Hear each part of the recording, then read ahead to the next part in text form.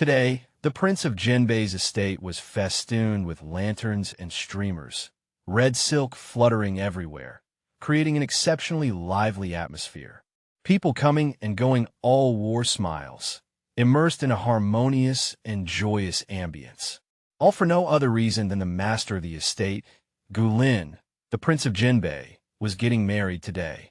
Moreover, his bride was none other than the most beautiful and beloved princess of the current imperial family.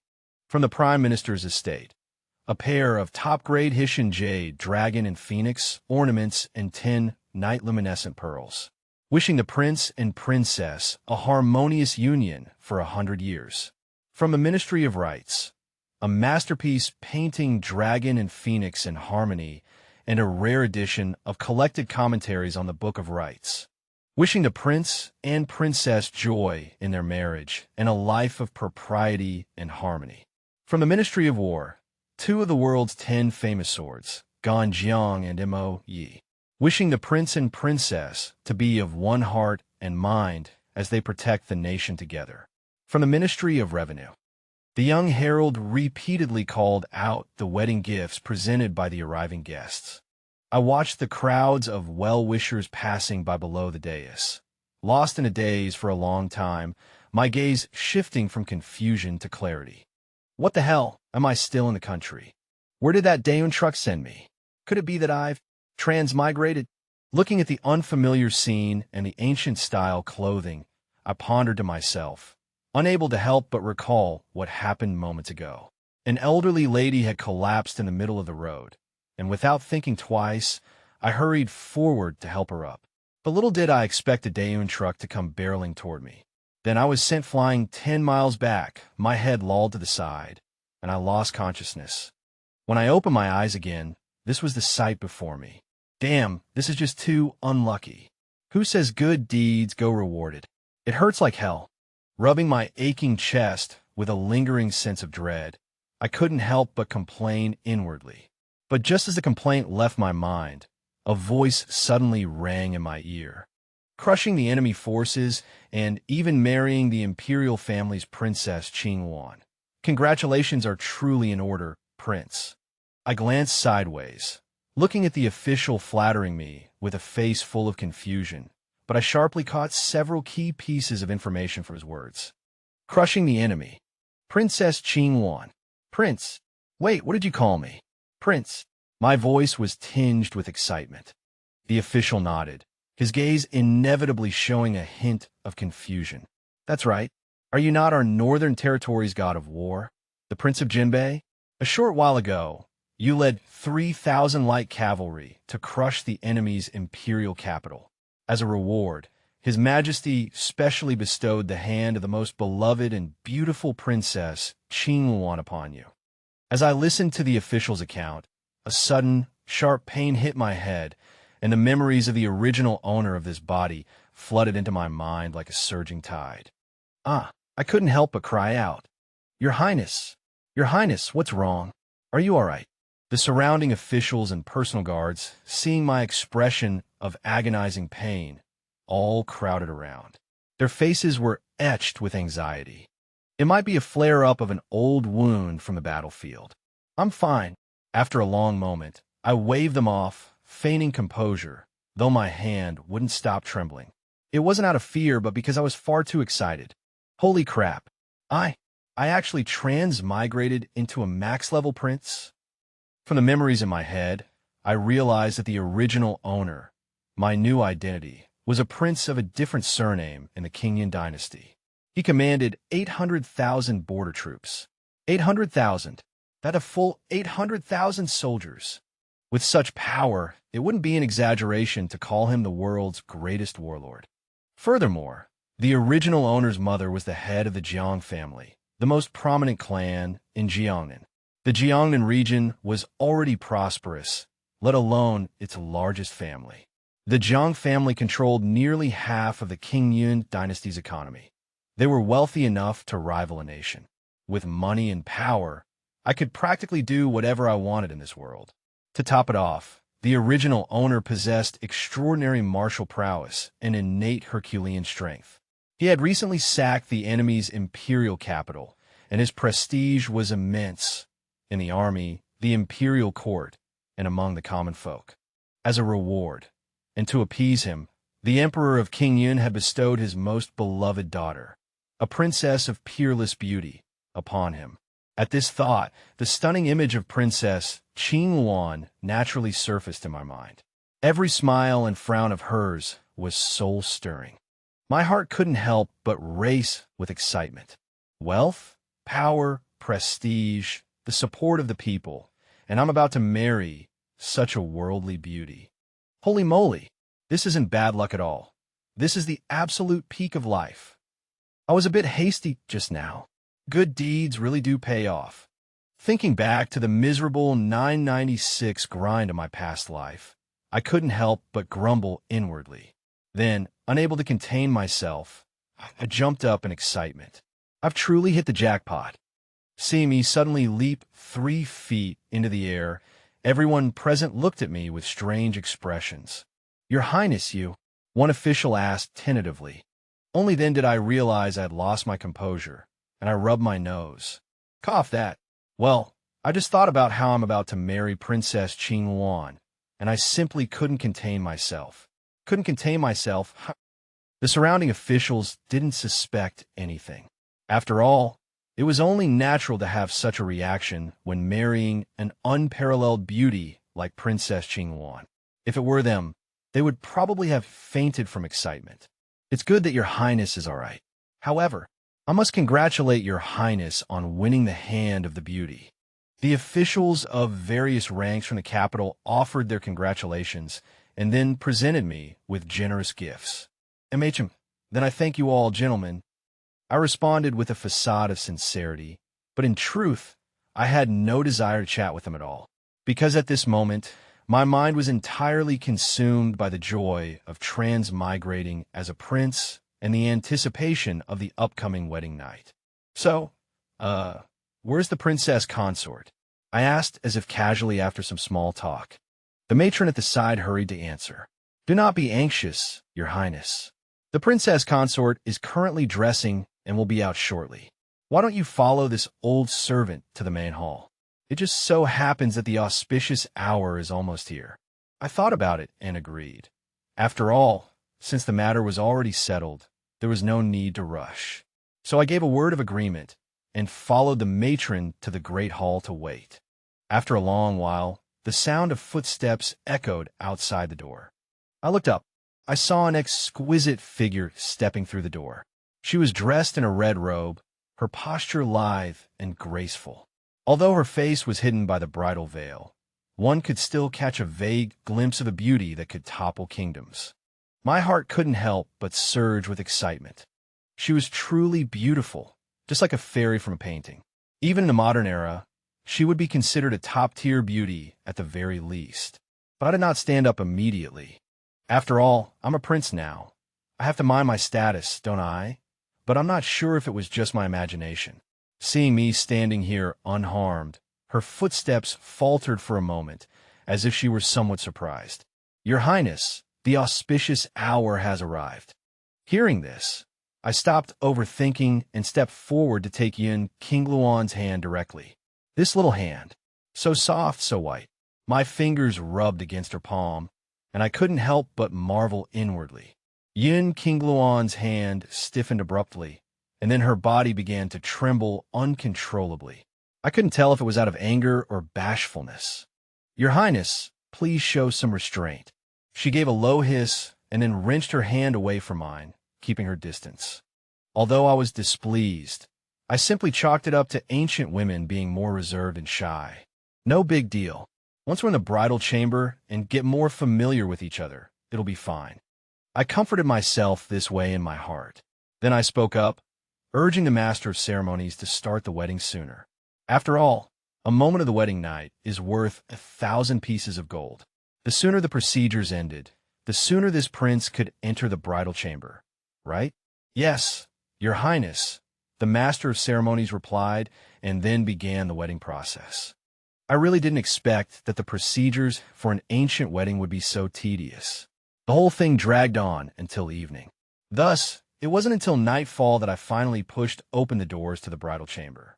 As soon as I entered, a faint, delicate fragrance wafted toward me. I looked up. Then I froze in shock. Princess Yun Qinghuan had lifted her bridal veil herself at some unknown point and was lying seductively against the headboard. Looking at her exposed, snow-white thighs, my heart raced, and I found myself swallowing hard repeatedly. Holy crap, this is way too beautiful. She is a total masterpiece. At this moment, I was ranting frantically in my head while also feeling a bit of pity for the original owner of this body. How'd he just up and die like that? With such a prestigious background and such a beautiful wife, everything is just falling into my lap now. Hee. Good riddance. He died a worthy death. Princess, lifting your own veil, could it be that you can't wait to get intimate with your husband? I joked as I stepped forward, intending to embrace Yun Qinghuan. But to my surprise, she suddenly pushed me away. Prince, please behave yourself. I looked at her, my brow furrowing slightly. It was understandable to behave during the wedding ceremony, but now that we are in the bridal chamber, I still have to behave? I am your husband. On our wedding night, you're telling me to behave. Yun Qinghuan nodded, her expression cold and aloof. The laws of our Qingyan dynasty have long dictated that even between husband and wife, if the woman is unwilling, the man must not force her to share a bed. I'm not feeling well today and have no desire for marital affairs, so I asked the prince to respect himself. If you force a consummation, it would be acting against a woman's will, a violation of the Qingyan Imperial dynasty's laws punishable by castration. Hearing this, a flash of bewilderment crossed my eyes. What does this mean? Didn't I transmigrate? Against a woman's will? Why does that phrasing sound so familiar? Is it a coincidence, or are there other transmigrators in this world? So, what you mean is, you're unwilling to sleep together, right? I suppressed the confusion in my heart and asked. She nodded. That's right. My heart sank, but she immediately continued. Actually, it's not that we can't consummate the marriage. I looked up at her and saw her holding out her hand to me. What do you mean? Her red lips parted slightly. Give me your tiger tally, and I will sleep with you. The corner of my mouth twitched violently at her words. No, for God's sake. How could she even say such a thing? Trading a tiger tally for one night together. Is that thing diamond-encrusted? Even if it were, it wouldn't be worth an army of 800,000 men. Princess, I cannot trade the tiger tally for you. But why do you want the tally for my northern border army? There was a hint of scrutiny in my voice. She gave a soft snort. It's because the Queen Mother told me that if a woman wants to avoid being bullied, she must seize what her man treasures most. So, I'm only asking for your tiger tally to secure a guarantee for myself. Otherwise, do you think I actually give a damn about your tally? I was left speechless, and then a surge of inexplicable anger rose within me. If you don't care, why are you asking for it, dumbass? And she still won't sleep with me. Does she really think she's some new era woman? This is ancient times, and I am a prince. Setting aside whether that law is completely made up, even if it exists, what does it have to do with me, a prince who commands 800,000 troops? Who would dare criticize me? Who would dare punish me? Asterisk. At that thought, I stepped forward, intending to take Yun Qinghuan by force. But as I reached her, a sudden thought struck me, and I froze in my tracks. Wait, Yun Qinghuan is a princess. After all, she can't be an idiot. Since she isn't an idiot, yet chose to do this knowing full well it would provoke me, it means she has something else to rely on. The Emperor wants to reclaim military power and is making a move against me. This thought suddenly flashed through my mind. Otherwise, how else could her behavior of demanding the tiger tally be explained?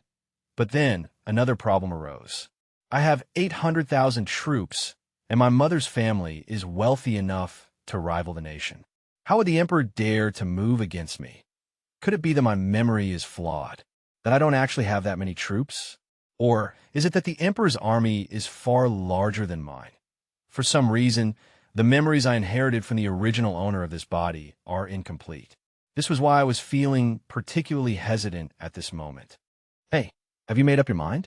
Are you giving me the tiger tally or not? Seeing her acting so entitled, I felt that the possibility was becoming more and more likely. Princess, I know you're anxious, but please don't be anxious yet. Let me ask you a few questions first. First question, who am I? Yun, King Luan's narrow phoenix eyes gazed at me as if she were looking at a fool. Who are you? Who else could you be? You are the Lord of the Northern Territory, the Prince of Jinbei, Gulin. Then let me ask you, how many troops do I have under my command? Yun, King Luan's tone became a bit impatient. You're asking me that?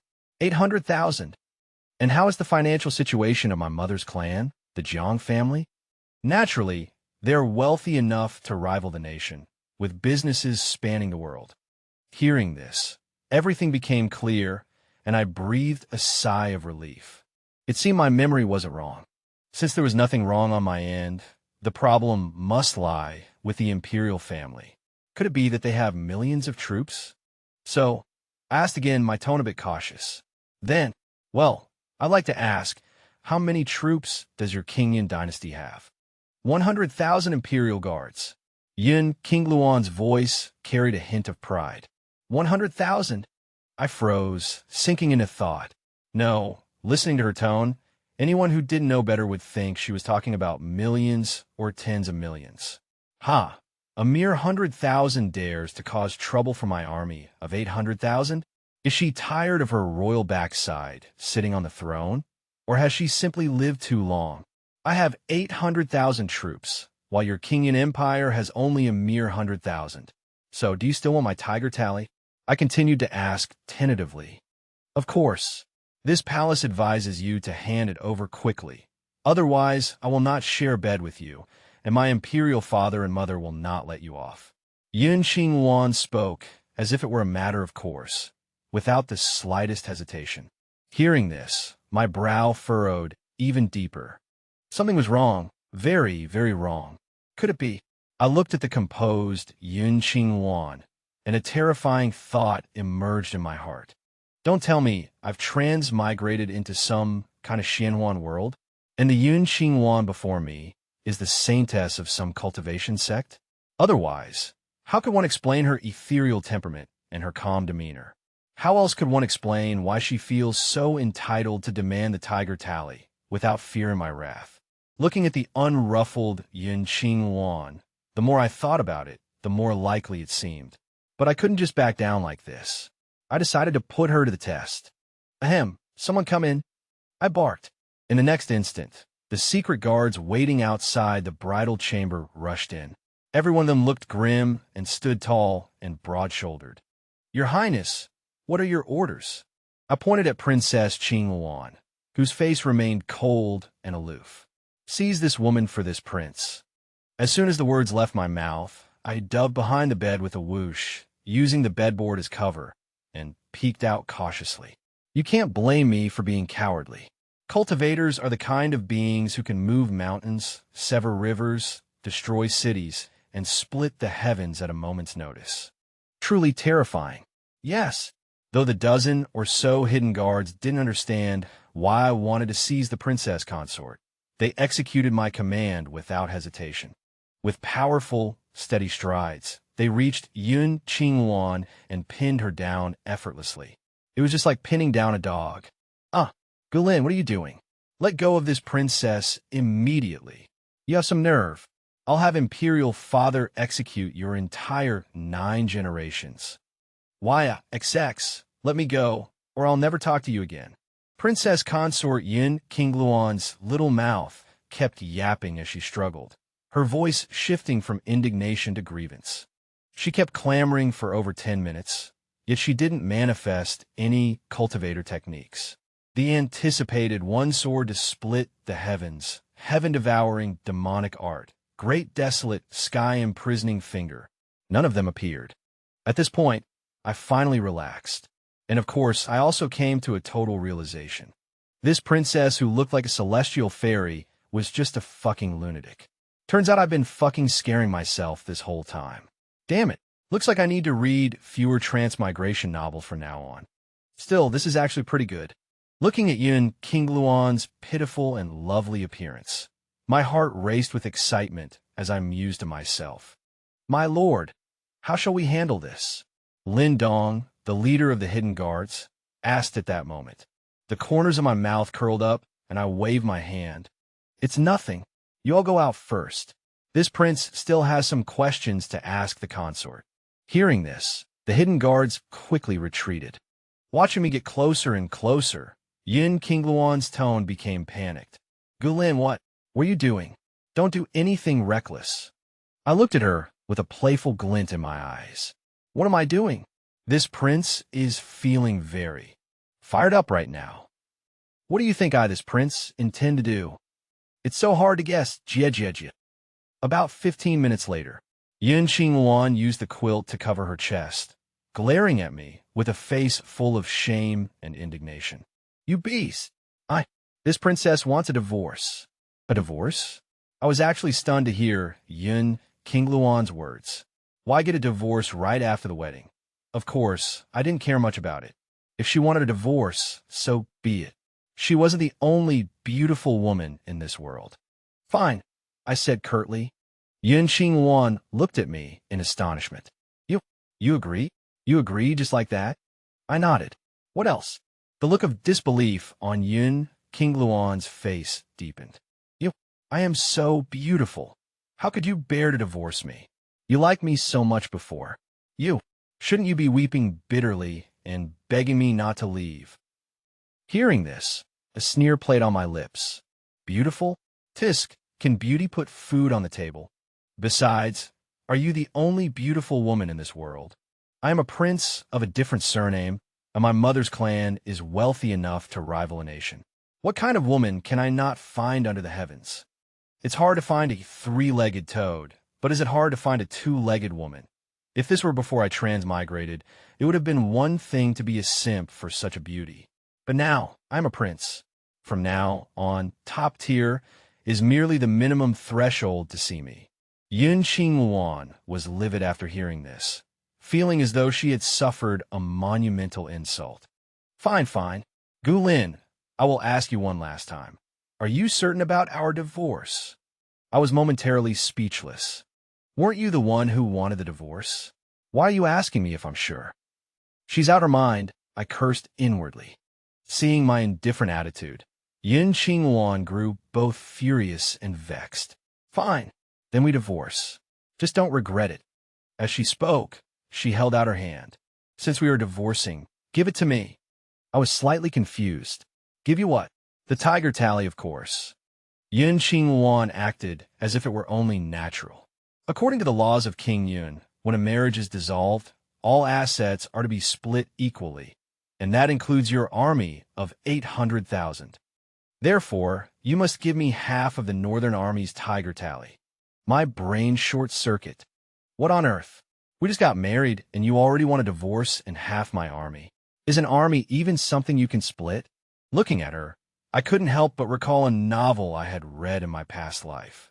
The protagonist had transmigrated to a cultivation world, and his wife also demanded a divorce and a division of assets. In the end, they split half of the male lead's cultivation base. I thought it was utterly ridiculous at the time and had trashed it quite a bit. I never expected that after transmigrating to ancient times, I would encounter such a similar plot. In the modern world, assets are split. In the cultivation world, it's cultivation. And here in ancient times, it has turned into splitting an army. Interesting. Yin Qingluan replied with total conviction. That's right, the army. This is a new law promulgated by my father emperor. Do you refuse to obey it? As she spoke, as if fearing I wouldn't believe her, she produced an imperial decree. Written upon it was, upon the divorce of the Zhu and Chun families, all marital property shall be divided equally, without exception for individuals or wealth. Looking at the contents of the imperial decree, especially seeing that the ink was not yet dry, I was so angry I practically laughed. Leaving aside whether an army could even be divided, the idea of trying to strip away 400,000 troops based on a mere decree that had just been written, wasn't that just a joke? I scoffed at the thought. However, the moment I saw the decree, my heart still sank. It was obvious. The emperor was starting to fear me and wanted to dilute my military power. Connecting this to the original owner's sudden death and Yun King Luan's slight look of surprise on the eve of the wedding, I couldn't help but suspect that the original owner's death was caused by Yun King Luan's own hand. Even if it wasn't, she certainly knew the inside story. Hey, Gulin, we are married and have just consummated our union. Now that we are divorcing, according to the law, 400,000 of the troops naturally belong to me. So, hurry up and hand them over. Hearing this, I stepped closer, pointed at myself, and spoke with an expression of utter disbelief. 400,000? Do I look like 400,000 soldiers to you? Yun King Luan's brow furrowed, her tone carrying a faint threat.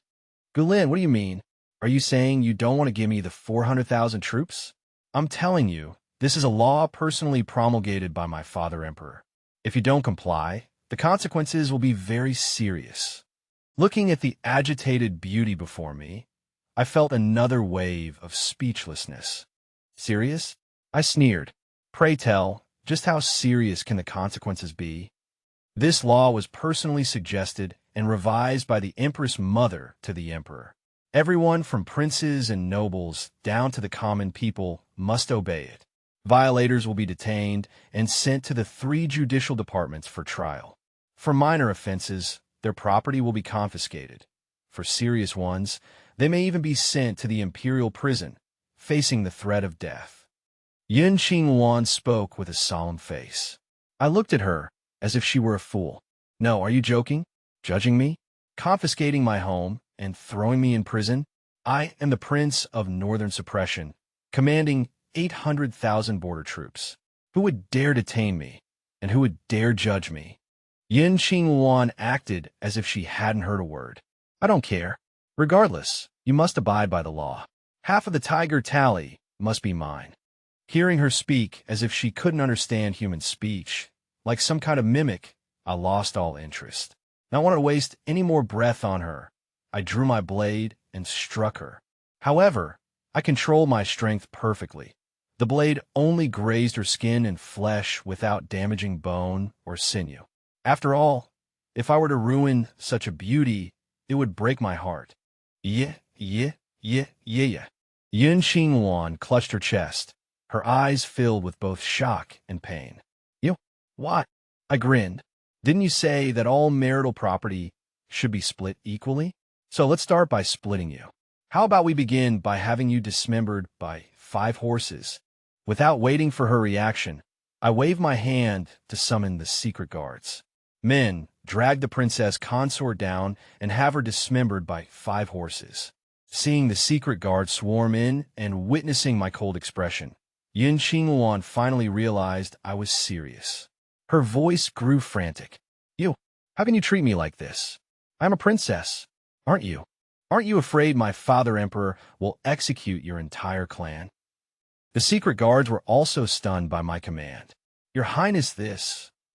Seeing the guards hesitate, Yun Qingluan continued to shout at me. Gulin, I only proposed a divorce and asked for a portion of the army. How could you have the heart to dismember me? Are you even human? If you don't want to share, then don't. But there's no need to go as far as dismemberment. I looked at her, my tone solemn. Princess consort, I could overlook your proposal for divorce and your demand for the army. But what about the fact that you poisoned me? Yun Qingluan's pupils constricted upon hearing this, her voice filled with disbelief. How did you know? She had clearly done it with extreme secrecy. She had used several types of potent tonics. Individually, they weren't poisonous. They were actually highly beneficial. Only when combined did they become a toxin. Furthermore, she had secretly executed everyone involved, including the physician and the maidservants. How could I have discovered it so easily? After she spoke, I was actually stunned for a moment. I had only mentioned it as a casual test, or rather, I was just looking for a legitimate excuse to move against her. But I hadn't expected it to actually be her doing. Good grief, it really was you. Hearing my surprised tone, Yun Qingluan finally realized what had happened. You tricked me. The prince treats you so well, yet you actually dared to poison him. Before I could even react, the hidden guards were the first to lose their composure. One after another, they stepped forward and began to kick and beat Yin Qingluan. The reason they had hesitated earlier wasn't because they objected to my decision, but because they were simply surprised. They hadn't understood why, on my wedding night, I would want to have such a lovely princess torn apart by 5 horses. But now, realizing she actually intended to poison me, they were all filled with indignation on my behalf. In an instant, Yin Qingluan's heart-wrenching screams echoed through the room. The maid waiting outside hesitated for a moment upon hearing the commotion involving her princess, but eventually, she couldn't help but burst straight in. Seeing the scene inside, she was instantly flying into a rage. "Gulin, how bold of you! How dare you lay a hand on the princess? Do you have a death wish? I will certainly report today's matter to His Majesty to have you sentenced. Now, release the princess immediately." Looking at such an insolent servant, I said nothing, my gaze merely darkening. Lin Dong, the commander of the Hidden Guards, understood my intent perfectly. Without a word or a moment's hesitation, he swung his blade, and her head was severed from her body. The maid clutched her neck, her eyes wide with shock, before collapsing with a face full of resentment. Xiao Qing, seeing her personal maid killed by me just like that, Yin Qingluan screamed herself hoarse, her former cold and aloof demeanor completely gone. "You monster! I'll kill you!" I turned my head and, without any ceremony, slapped her twice. "Kill me? Are you even worthy?" With that, I turned to the Hidden Guards and ordered, "Go and wake up the generals of all ranks in the army." They hurried out the door to summon the men. What do you want to do?" Yin Qingluan's beautiful eyes were filled with terror. I ignored her, my fingers merely tapping irregularly on the armrest of my chair as I waited in silence. Soon, the members of the prince's manor and the various generals of the Jinbei army gathered inside. Upon seeing the blood-streaked floor and the gruesome, severed head lying in the middle of it, they were all somewhat shocked, and most of their lingering intoxication instantly vanished. "Prince, Your Highness, what is going on? Could it be that there were assassins?" Luo Feng, the general of the flying cavalry, spoke up, while the rest of the officers looked at me with expressions of utter confusion. None of them understood why such a violent turn of events had occurred on what was supposed to be a grand wedding night. I shook my head and briefly recounted what had just transpired, including how Yin Qingluan had poisoned me and attempted to use a divorce to split my army. In my explanation, I also subtly hinted at my intention to overthrow the Imperial power and change the dynasty, expressing my hope for their assistance. I had originally thought that getting them to fully commit to a rebellion would require extensive persuasion and effort. After all, this was high treason. But as it turned out, I had overthought it. These generals had followed the original host through life and death on the battlefield. Their bond was incredibly deep. Hearing that the Emperor had dispatched Princess Qingluan to nearly poison me to death, every single one of them was consumed by a towering rage. In truth, these men had long harbored dissatisfaction with certain laws decreed by the Emperor. Furthermore, as high-ranking officers of the Jinbei army, they were well aware of the massive disparity in strength between our side and the enemy's. Success in a rebellion was a 99% certainty. Serving under me, a prince of a different surname, they had already reached the absolute limit of their career paths. If they could help me seize the throne, the merit of assisting a new ruler would surely elevate them to the highest echelons of the court. Thus, upon hearing my intent to purge the court and revolt, they knelt as one without the slightest hesitation. "We are willing to." "No, Your Majesty. We are willing to follow Your Majesty's lead." Looking at the hall full of generals kneeling and swearing their fealty, I couldn't help but feel a surge of satisfaction. "Gulin, you actually intend to rebel?" Yin Qingluan's voice was trembling with fear. "What do you mean by rebel?" The corners of my mouth curled slightly. I stepped forward and hooked my fingers under her chin, tilting it upward. "I have the wealth, the army, the connections, and most importantly, the hearts of the people. This isn't a rebellion. This is called the mandate of heaven. Yun Qingwan pointed her finger at me, her chest heaving uncontrollably with rage. Bah! What mandate of heaven? You are all nothing but treacherous rebels. Imperial father and mother will never let you get away with this. Hearing this, before I could even respond, the soldiers in the room could no longer hold back. Not let us get away? You're nothing but a prisoner. On what grounds will they not let us go? Based on your father's mere 100,000 Imperial guards. Calling us traitors? How many military feats has the prince achieved for King Yun? How many cities has he conquered? It's one thing for you and that dog emperor to be ungrateful, but to return kindness with poison? It's like carrying a lantern into a latrine. You're looking for shit. What's even more laughable is that you wanted to trade your pen for the command seal of our northern suppressor army. Is that a joke? Is your pen made of gold? And you want a divorce to split the army? Have you and that dog emperor lost your minds? Are you delirious? As a princess of a realm, Yun Qingwan had always been high and mighty. She had never been humiliated like this by so many men. Her face flushed crimson with anger as she listened to the barrage of crude remarks. Gu Lin, I am your wife, the princess consort of the northern suppressor. You're just going to let them bully me like this? Didn't you want a divorce? I countered. No, I'm not divorcing you anymore. I was just joking. By now, Yun Qingwan could clearly read the situation. She knew she absolutely could not divorce me at this moment, so her tone changed instantly. I only smiled at her words. This prince wasn't joking with you. With that, I forcefully grabbed her slender, jade-like fingers, dipped them in the ink pad, and pressed them onto the divorce papers I had already prepared. Then, I shrugged with an air of indifference. Now you aren't. Yun Qingwan looked at my brazen maneuver, her face turning green with fury. She was about to speak when Deputy General Han Li kicked her aside. You what? You dare speak to the prince like that even now? Han Li turned to me and knelt on one knee. Prince, this woman is stubborn and defiant. Please, hand her over to your subordinates for punishment. As he spoke, a feral heat flickered briefly in his eyes. The other generals in the room were initially stunned, but then they looked at Yun Qingwan lying on the ground, and one by one, they caught on. They scrambled to their knees. Prince, it's better to leave her to me. This subordinate has more experience. No, give her to me. Give her to me. They nearly came to blows over Yun Qingwan. Hearing the burning desire in their voices for her, I couldn't help but shake my head and sigh. These men. But I wasn't surprised. After all, people naturally flock to beautiful things, and Yun Qingwan was indeed a peerless beauty of national grace. Enough. Stop arguing.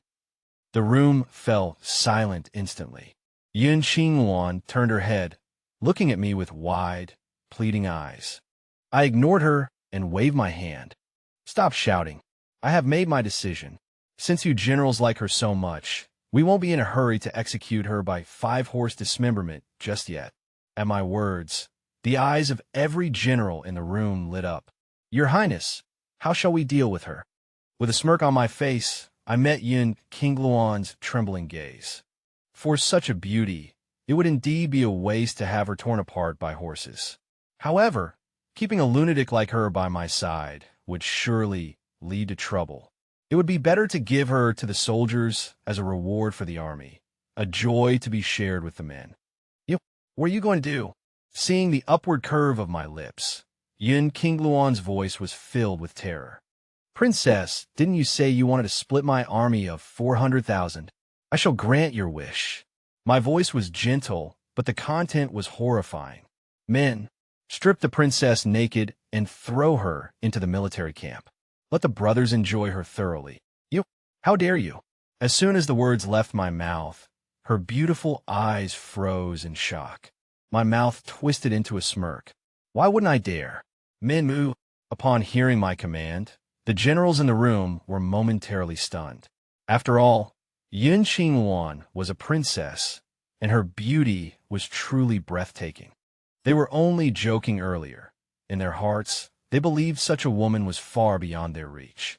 but they never imagined I would actually bestow her upon my brothers in arms. Your Majesty, this... Are you serious? The Deputy General, Tang San, asked cautiously. I nodded. Once the generals in the room realized the truth, their blood boiled with excitement. We would go through fire and water for you, Your Majesty. No, I was wrong. I won't split the army anymore. Let me go. I promise I will serve you well from now on. Seeing the situation, Yun Qinghuan knelt and pleaded through her tears, but I merely waved my hand. Take her away. And so, Yun Qinghuan was led away to the military camp by the generals. With them gone, the room gradually fell silent. After a long, exhausting day, I could finally get some proper rest. I leaped onto the soft, 10 by 10 meter bed. I couldn't help but marvel inwardly. The bed in this prince's mansion is truly huge, soft, and incredibly comfortable. But just as I was about to settle in, a knock suddenly sounded at the door. My lord, do you require a maid servant? Hearing this, I frowned, stood up, and opened the door. There stood Wang Tung, the mansion's steward, with a fawning look on his face. Beside him were two stunningly beautiful women who looked exactly the same. What is it? Wang Tung hurried to reply. My lord, today is your wedding night. How can you be without someone to attend to you? It just so happens that this old servant recently found these exquisite twins, so I thought to bring them to your lordship immediately. As he spoke, my brow relaxed, and the irritation of being disturbed vanished. Not bad, this old fellow. He certainly knows how to please. Fine, I accept them. You may leave. Wang Tung turned to go, but I suddenly thought of something. Wait, my lord, what are your orders? Wang Tung stopped and looked back at me. Go and investigate everything about the life of this dynasty's empress. Do it immediately. Here in my command, Wang Tung was confused, but he did not ask any questions. Understood, he replied, then quickly sent men to investigate. The reason for investigating the empress was a sudden whim triggered by Yun Qingluan's words and actions earlier, teaching her daughter to demand the tiger tally as a guarantee, advising the emperor to enact a law where half the army is split upon divorce. This behavior and these thoughts would be quite ordinary in modern times, but in ancient times, it was simply bizarre and unthinkable. So I felt that this empress was likely problematic. She might very well be a fellow countryman. Sure enough, early the next morning, when I saw the information regarding the empress's life that Wang Tung had gathered overnight, I was certain she was 100% a fellow transmigrator and definitely a veteran user of Zaihanshu. According to the records, the empress's real name is Lu Ruyan. She appeared out of thin air within the borders of the Qingyun Empire 20 years ago. 20 years ago, at the Qingyun Poetry Festival, she single-handedly composed 100 legendary poems, shocking the audience and crushing all the noble ladies of the capital.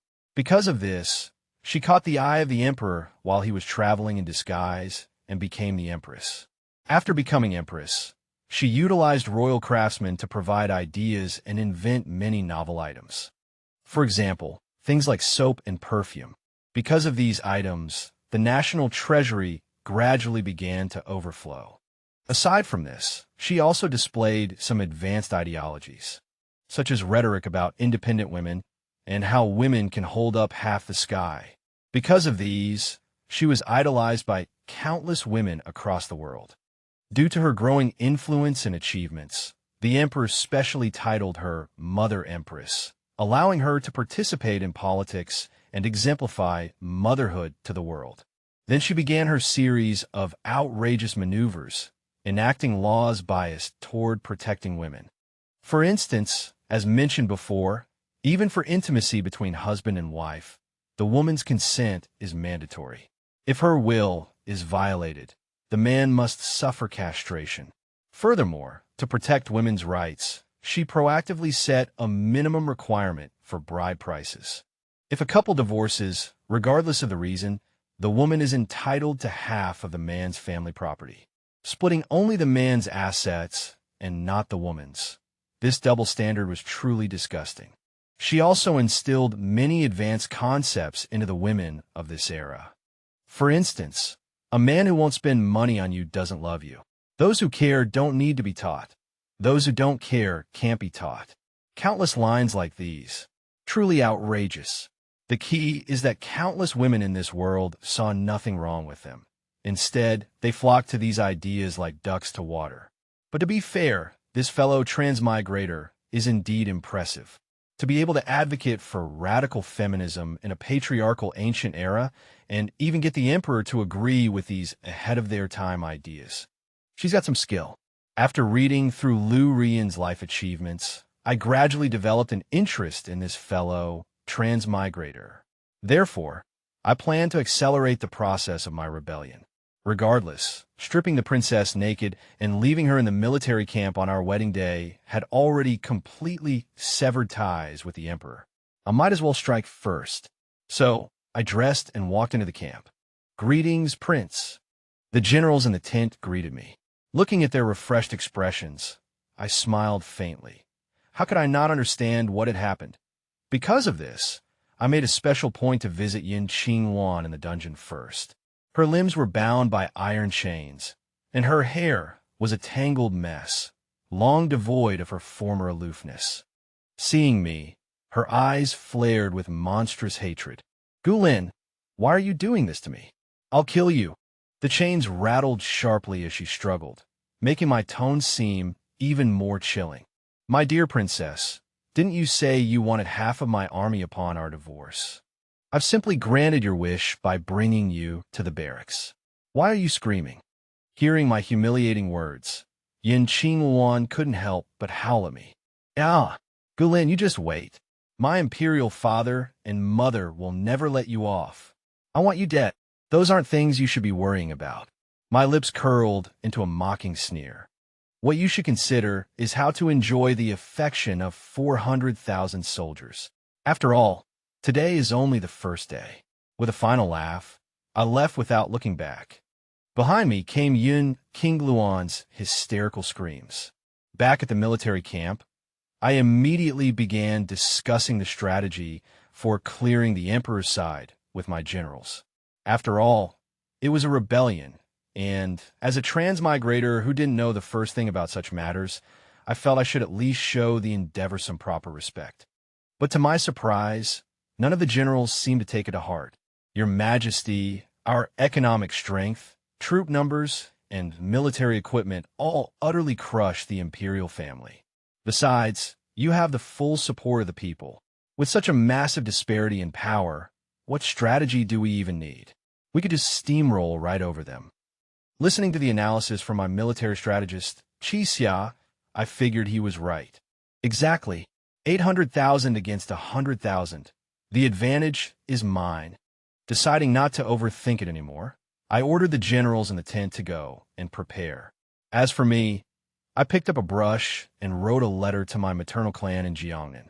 The gist of it was, "Mom, I'm going to clear the emperor's side. Transfer me 1,000,000 taels. When I succeed, I'll name you the Empress Dowager." Oh my God, my son has finally seen the light. In the Jiang manor of Jiangnan, a noble woman dripping in jewels slapped the table after reading the letter. She immediately summoned the rest of the clan to a meeting to discuss my plan. "Oh, the young master has finally wised up. It's just clearing the emperor's side, isn't it? Clear it. We must clear it thoroughly." Once the Jiang family found out I was planning to rebel, everyone was itching for action, and they reached a consensus almost instantly. The next day, batches of gold, silver, and provisions were shipped out of Jiangnan, quietly placed in towns along the route from the Northern Territory to the Imperial City. A few days later, the head of the Jiang family's branch in the Northern Territory even took the initiative to show up at my door with money and supplies. Looking at the 5,000,000 taels of gold and roughly 10,000,000 pickles of grain that now fill the camp, I was stunned. The entire army was stunned too. One by one, they exclaimed, "We've never fought a war with this much wealth before." And this was only from one branch office. For the first time, I gained a new understanding of the phrase wealth that can rival a nation. With money in hand, many things were added to the schedule. For instance, rushing the production of a well-fitting and grand golden dragon robe for the enthronement. After 5 days of the craftsman working day and night, the dragon robe was quickly finished. But just as I had slipped on the robe to see if it fit, suddenly, a decree-bearing eunuch burst inside. King of the North, His Majesty was kind enough to bestow Princess Qingwan upon you in marriage. What exactly are you trying to do? Are you trying to rebel? He arrived with an aggressive aura, carrying the Emperor's decree. Seeing the eunuch's sudden appearance, my eyes flickered with surprise. After all, the Imperial city was over 1,000 kilometers away from the Northern Territory, and I had intentionally blocked all news. Although I knew the Imperial family would send someone, I didn't expect them to arrive so quickly. Gulin, I'm asking you a question. I'm asking if you are rebelling. My tone was flat. No. Looking at me draped in a dragon robe, the eunuch was stunned. Question mark. You're already wearing the dragon robe, and that doesn't count as rebellion? I walked up to him and kicked him to the ground. You know I'm rebelling, and yet you still ask? Are you a fucking idiot? The eunuch rolled several times before scrambling up, glaring at me with a face full of indignation. Gulin, you... His voice stopped abruptly because I had already pressed a blade against his neck. What? What do you think you're doing? I have come bearing His Majesty's decree. Don't you want to know His Majesty's thoughts and how he intends to deal with you? As he spoke, he brandished the Imperial decree in his hand. Seeing this, I merely curled my lip in a mocking sneer and then slashed without hesitation. He clutched his neck, looking at me in utter disbelief. But there was no time to say anything. In the next instant, his head was severed from his body. You're a real piece of work. If I want to know, can I just read it myself? I spat on his corpse, then picked up the blood-stained decree to examine it. 2 minutes later, after reading its contents, I couldn't help but rip the decree to shreds. Damn it, I was actually quite curious about how the Emperor and Empress would react. After all, the disparity in strength between our two sides was so vast. I thought they would either turn a deaf ear and pretend they didn't know, or humble themselves and play the coward to get me to release Yin Qingwan. But I never expected those two idiots to actually demand that I castrate myself and hand over the command of the 800,000-strong Northern Army. They claimed I had violated a woman's will, and, according to the Qingyan laws, deserved castration, adding that doing it myself was a way to let me keep some dignity. As for the 800,000 troops, they were to be compensation for Princess Qingwan and the royal family's reputation. After reading this imperial decree, I was utterly speechless. There wasn't a single sane person among them. What else was there to say? If I didn't crush them, I'd be doing a disservice to my 800,000 soldiers. That very day, I set out with my massive army. From a northern domain to the Imperial city, there were more than 30 cities along the way. Since it involved sieges, I expected to endure a series of bitter struggles. But to my surprise, it took hardly any effort at all. In just 1 month, we reached the gates of the capital. The reason was simple. Most of the defending generals and the common people had heard of my name and deeds. Some admired me and took the initiative to open the gates. Others weren't particularly fond of me, but they couldn't withstand the will of the people. Combined with the Jiang family's hidden agents stirring up public resentment, they were forced to open the gates. Then there were the generals who were purely pragmatic. They looked at the few thousand guards in their cities, then at the 800,000 troops at their walls, and immediately defected. They opened the gates with wide grins and respectful tones. "Welcome, Your Majesty." And so it went. Very few actual battles even took place. However, one literary battle left a deep impression on me. When we reached Beilu City, near the capital, a renowned grand scholar of the age was waiting for me with his 3,000 disciples. The moment we met, they began a verbal crusade against me. They accused me of stripping my wife naked and sending her into a military camp on our wedding night, calling it a total disregard for human ethics. They accused me of defying imperial authority and committing high treason. They went on, listing 18 different crimes before warning me to retreat immediately, hand over my military power, and offer a humble apology for my sins. I was completely floored. Asking me to beg for forgiveness? Was something wrong with their heads? But seeing their dead serious expressions, I was so infuriated that I actually started laughing. "Aren't you afraid of death?" I asked them with a smile. He retorted, "The Empress once said, 'Man must die, but some deaths are weightier than Mount Tai, while others are lighter than.'" Seeing his arrogant expression, I felt a wave of irritation. Before he could even finish, I swung my blade at him. To my surprise, his reactions were quite fast. He tilted his head and dodged. "I thought you weren't afraid of death. Why did you dodge?" I asked. He stroked his beard, his tone feigning composure. "Your Highness, using force is the most primitive of methods. Why don't we settle this through literary means instead?" He wanted to challenge me to a battle of wits. I found the idea novel, so I agreed. Of course, the real reason was that I wanted to pull a Lu Ruyin and show off in front of the crowd. If you transmigrate to ancient times and don't recite poetry, haven't you transmigrated for nothing? Next, as a liberal arts student, I recited the remaining 200 poems from the 300 Tang poems in one go. This time, it was the great scholar and the 3,000 Confucian students who were utterly dumbfounded. To think his talent is so terrifying. They pointed at me one by one, so shocked they were speechless.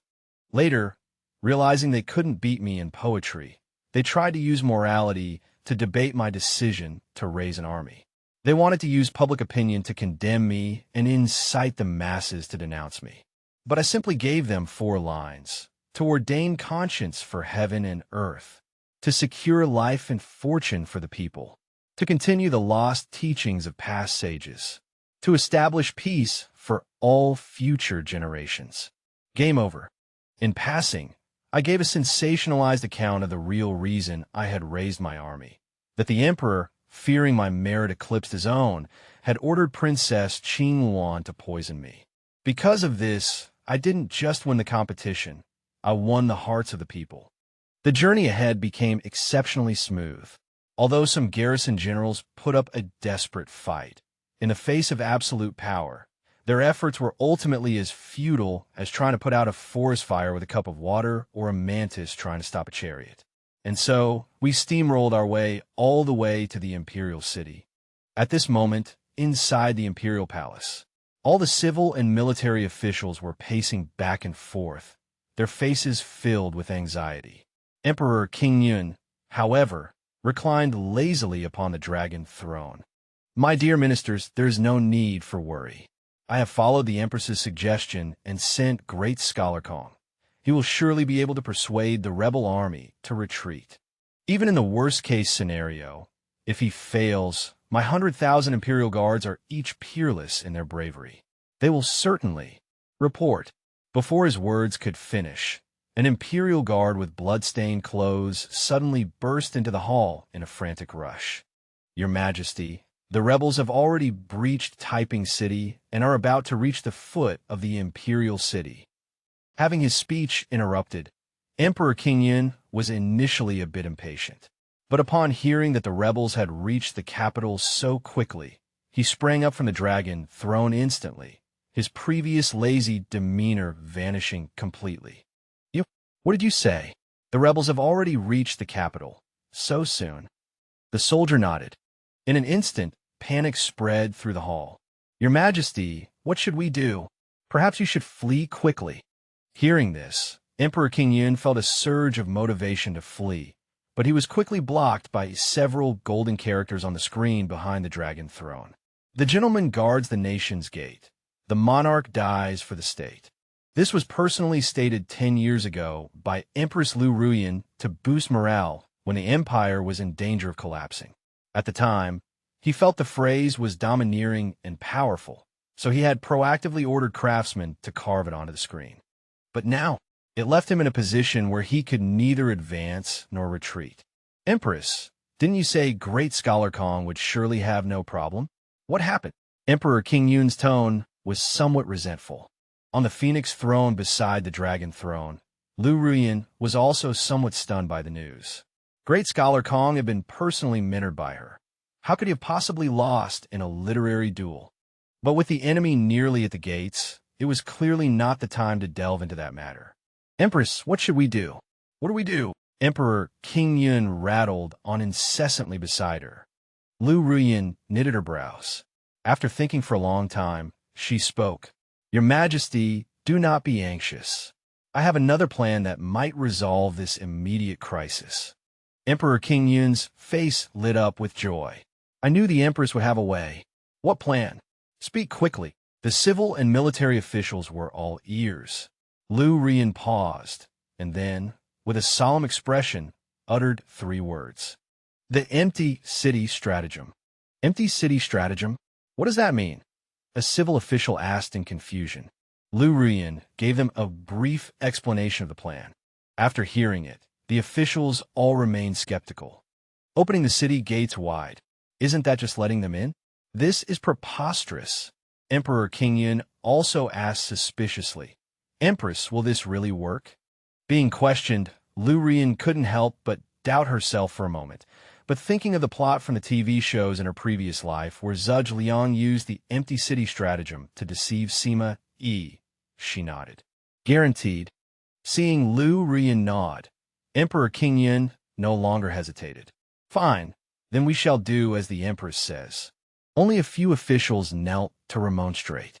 Your Majesty, please reconsider. Your Majesty. In the end, the plan was successfully carried out. When I arrived at the Imperial city, leading an army of 800,000, I saw all 4 gates wide open. The wind whipped up dust and leaves. The city was desolate, with not a soul in sight. Prince, beware of a trap. Beside me, the military strategist Qi Xia cautiously warned me. As the saying goes, when things are out of the ordinary, there must be something afoot. At this, I also felt a surge of curiosity. Opening the city gates voluntarily, what were they doing? Provoking me? Or was there an ambush? Just as I was observing, the melodious sound of a zither suddenly resonated between heaven and earth. Looking toward the source, I saw a stunning woman dressed in white atop the city wall, playing the zither. Hearing the music and seeing her figure, it dawned on me instantly. I immediately guessed the woman's identity and her objective. The Empress of the King Yun dynasty, who is also my fellow countrywoman, Lu Ruyin. She wanted to use the empty city stratagem to scare me away. It's not that I'm using a god's eye view. It's just that the zither piece she's playing, the Song of the Sleeping Dragon, is far too conspicuous, and I happen to have heard it before I transmigrated. Knowing what she was thinking, I simply found it hilarious. Zhuge Liang's empty fort strategy never actually fooled Sima Yi. The reason Sima Yi didn't storm the city was for self-preservation, to prove to the emperor that he was still useful. Therefore, it was even less likely to fool me. Besides, if the gates are open and you want to know if there's an ambush, you just send a few soldiers and scout around. It's not that intimidating. Moreover, I knew the military strength of the King Yun dynasty like the back of my hand. Setting aside the fact that there was no ambush, even if there would be at most 100,000 Imperial guards inside. My army of 800,000 had absolutely nothing to fear. So, without hesitation, I directly ordered my army to storm the Imperial city. Lu Ruyin continued to pluck the zither, secretly rejoicing as she watched the army come to a halt. But soon her smile faded. Seeing the army storming into the city without the slightest hesitation, she was dumbfounded. How can this be different from the TV dramas? Of course, though she was surprised, she didn't panic too much, because she still had a plan B. Soon, I led my forces up onto the city wall tower. Seeing me approach, her expression wasn't one of fear. On the contrary, she looked pleasantly surprised. Prince, you've finally come. I looked at her with a face full of confusion. Prince, I am Empress Lu Ruyin. You can call me Yin Yan. I have long been dissatisfied with this emperor. She hits and scolds me constantly and isn't good to me at all. Upon learning that you had raised your troops, I secretly used my influence to withdraw the Imperial guards and open the city gates. Also, you could enter with ease, Prince. As Lu Ruyin spoke, she naturally linked her arm through mine. Prince, the truth is, I have admired you for a long time. Looking at this fellow countryman, acting so bashful, I sneered inwardly. Had it been anyone else, they might have actually been fooled by her. But as a fellow transmigrator, how could I not understand that this was simply her backup plan? If the empty fort strategy had bluffed me into retreating, they would have gained some breathing room. If it failed to bluff me, she would take the initiative to show weakness and seize the opportunity to defect to my side. She had a way to attack if she advanced and a way to defend if she retreated. I couldn't help but give a mental thumbs up to this calculating fellow countryman. Of course, I would never allow such a person to remain by my side. Therefore, I shook off her hand in disgust. "Prince, what are you doing?" Lu Ruyan pretended to be confused. "Enough, stop acting. It was just the empty fort strategy. You defected because you couldn't bluff me, so why keep up the act?" My tone was somewhat impatient. Lu Ruyan's eyes flickered.